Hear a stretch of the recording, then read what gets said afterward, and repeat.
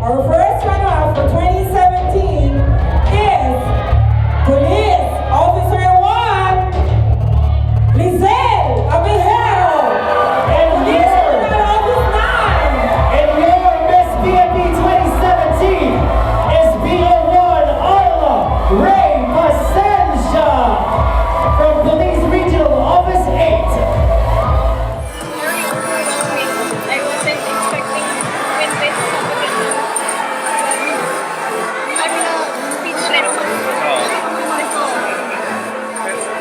Pero ma'am, sa tingin niyo hindi naman nakaka-detract sa pagiging pulis yung parang beauty contest, tapos parang hindi parang salungat eh, di ba? Ano ba?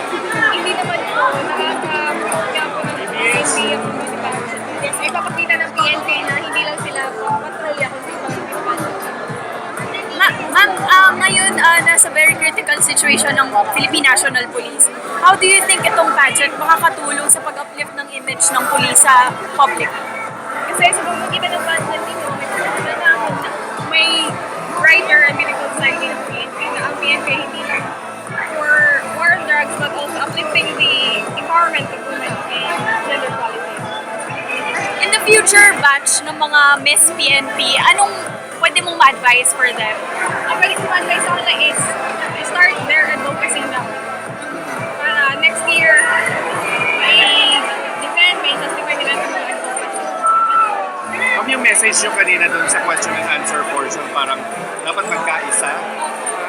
Ano bang nakikita nyo problema ng bansa? Bakit kailangan magkaisa? No? Parang isa kaya na dun sa pinakamahirap na question sa natanong sa yung problema ng bansa. Ganun.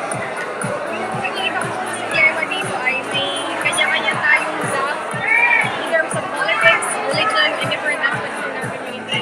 And sa pamamagitan ng limang police, may sabi ko sa sagot ko na ang babae at ang lalaki dapat magkaisa para makamit natin ang ating mission.